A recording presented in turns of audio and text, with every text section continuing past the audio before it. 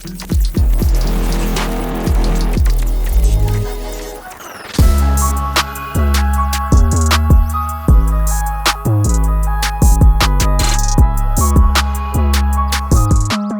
sa Marta Blašková, pochádzam zo Slovenska, ale momentálne žijem v Prahe. A čo sa týka mojej tanečnej cesty, tak sa venujem štýlom Vogue, Contemporary a Experimental, ale extrémne rada experimentujem s rôznymi štýlmi, takže asi toľko o mne.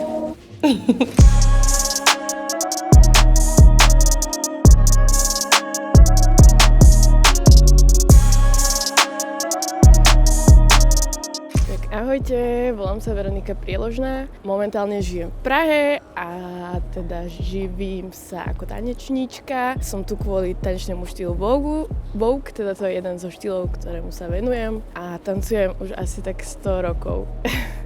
Ako sa momentálne mám? Mám sa veľmi dobre. Praha mi priniesla veľmi veľa nových možností, aj čo sa týka práce, aj čo sa týka trénovania.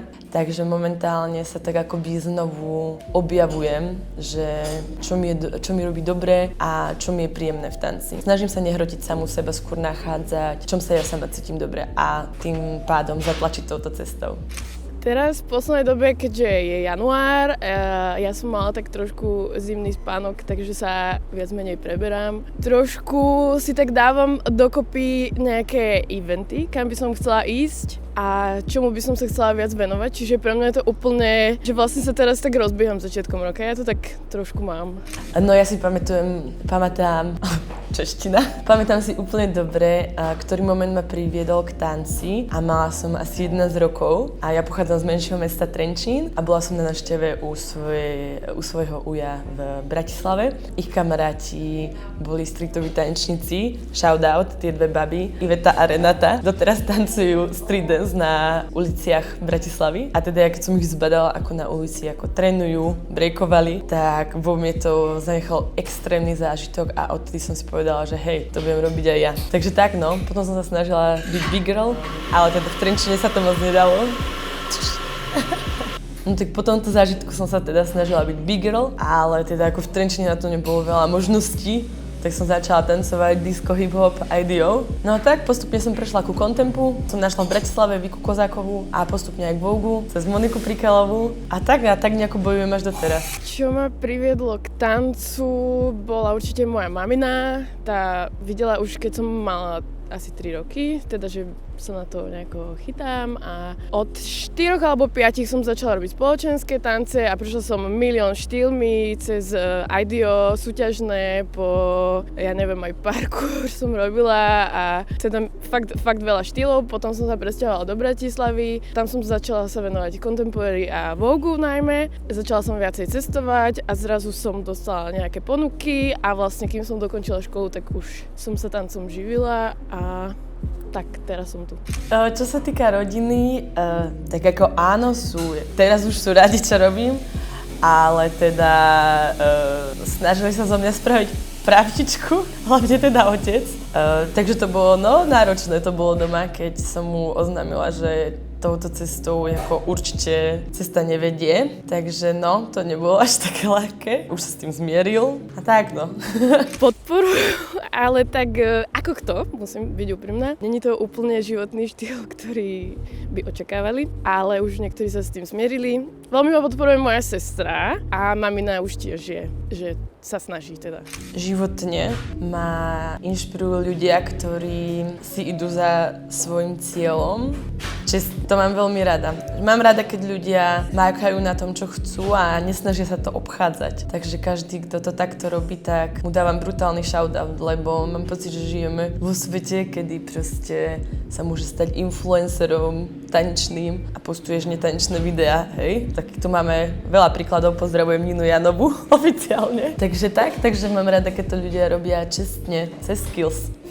Ak to tak môžem povedať všeobecne, ľudia okolo mňa, hrozne veľa ľudí okolo mňa, že ani nemusím vlastne zasiahnuť niekde ďaleko. Každý to má trošku inak, ale obdivujem ľudí, ktorí vlastne si stoja za svojím a budujú niečo ďalej a ako keby nevzdávajú sa, idú proste ďalej a Proste mám to rada, že keď niekto neustúpi a ide za svojím tak podľa mňa aj vie niečo dosiahnuť. Myslím si, že počas môjho života som nemala ani jednu chvíľu, kedy som chcela skončiť s tancom. Boli veľmi náročné chvíle, ale nikdy mi nenapadlo skončiť. Skôr to bola taká moja barlička pre ten ostatný život, že keď ako keby úplne všetko pokulhávalo, tak tanec bol ten, ktorý ma ako držal pri živote.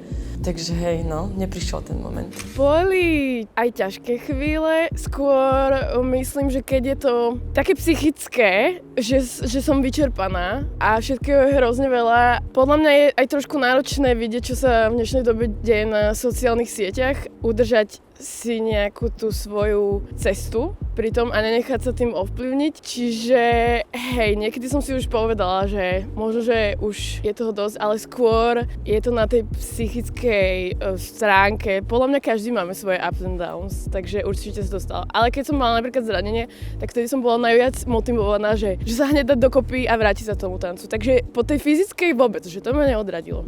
Tak čo sa týka Vogue, tak by som rada povedala, že to, čo sa tu udeje na tomto betli, je iba taká akoby malá ukážka, ale samotný Vogue a ballroom komunita vznikla v komunite POC ľudí a LGBT plus ľudí a vzniklo to ako keby z ich strugglu. Takže my ľudia, ktorí sme si takýto celý struggle nezažili, tak sme akoby hostia v tej komunite a mali by sme si to vážiť. A na to by mal myslieť každý človek, ktorý robí tie pohyby, že čo je tá história, odkiaľ to pochádza a ako to napríklad aplikovať na dnešnú dobu. Lebo ja si myslím, že tento odkaz by mal pokračovať, nemali by sme plýtvať týmito pohybmi a využívať ich iba na komerčné účely, ale vždy myslieť na to, odkiaľ to pochádza.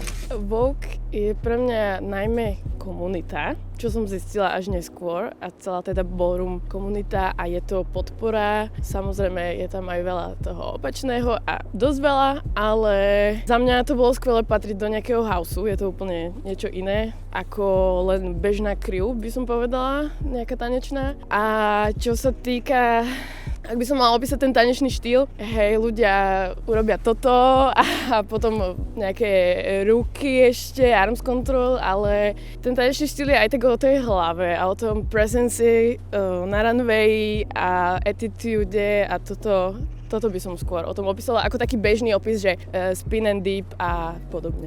Určite by som skázala, aby sa ľudia, ktorí zažívajú krízu v tanci, vrátili k tomu, že prečo to robia. Pretože ja často chytím krízu z toho, keď nefunguje ten ako profesionálny život, ale potom si spomeniem, že vlastne mňa baví ísť kľudne na battle alebo na jam, za ktorý síce ako nemám honorár, ale ako moje srdce je naplnené. Takže väčšinou dostanem krízu vtedy, keď ma ako keby tlačí tá profesionálna stránka a potom vlastne si len tak zatancujem a spomeniem si, že aha, preto to som vlastne ja tu.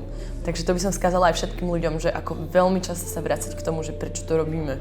Pre zábavu.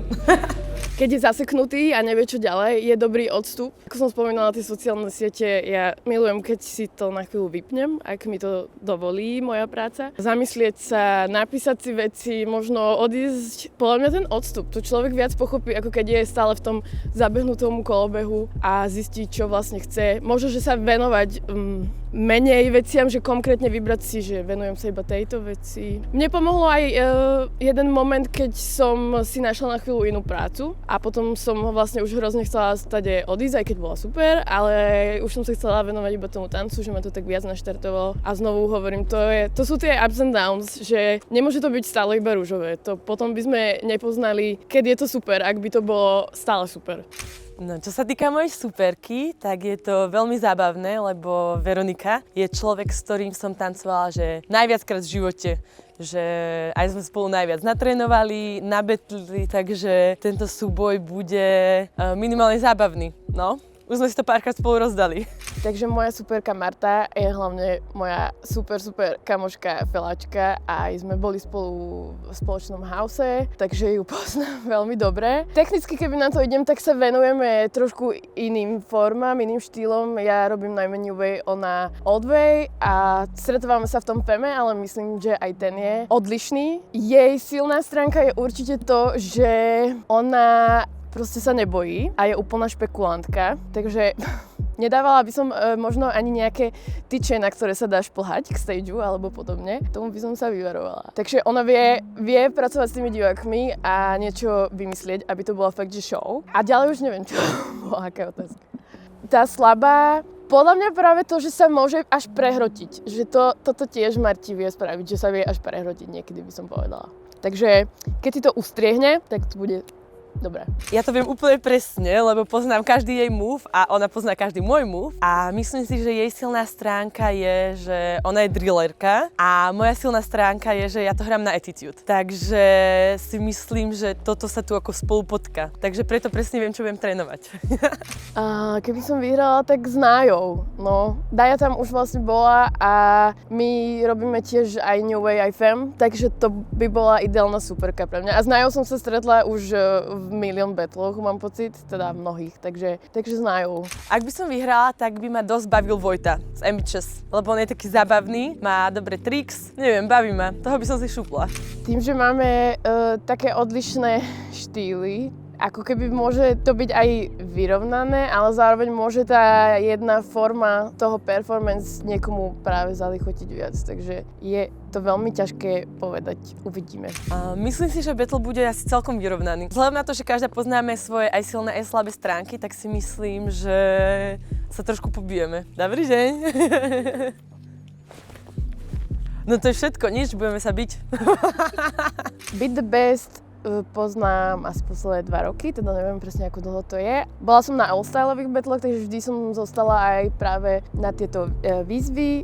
Je to super koncept, ako ukázať trošku viac ako keby tanečníkov v nejakom inom svetle a challengenúť ich trošku aj možno do performatívnejšieho svetla, že nie len proste battle, stretneme sa, dovidenia, ale je to taký obširnejší koncept. Čiže super, niečo nové v našich končinách. Čo sa týka Beat the Best, tak si myslím, že je super, že sa tam ľudia vyzývajú. Lebo mne chýbajú call-outy. Mňa strašne bavia call-outy a proste podľa mňa by sme sa mohli tak viac byť tanečne. Že napríklad v Paríži je to úplne bežné, alebo teda nielen v Paríži. A mne sa to hrozne páči, že to vieme ako proste sa tým akože hecovať a že nič zle sa nestane. Takže mňa baví, že sa tam vyzýva a že je tam trošku spajsu v tom. Čo by som řekla mojej souperce, ktorou sa vidím veľmi často a čo by som jej povedala, čo jej bežne nepoviem. Marta, it's a job already. Veronika, makaj, lebo to nebude ľahké, moja milá, ja sa na teba pripravím. Mám rada vetu, nikdy nechci dlužiť nič svým snům. A ako sa nad tým zamyslíte, tak to je na vás, to je moja obľúbená veta. No, ja si nemám obľúbený citát ani moto. Alebo ak mám, ja som taký veľmi emocionálny človek, tak by sa zmenil tak každých 5 minút, takže sa ničoho nedržím. Čo ma napadne, podľa toho idem. Teším sa na vás. V Prahe je to taká moja možno premiéra, keďže tu bývam len chvíľu a všetci dojdete, bude to sranda a podporujte a verím, že sa tam ukážu aj nové talenty a potom sa to tam prestrieda a let's go. Skaz divákom, podporujte nás, lebo to není ľahké.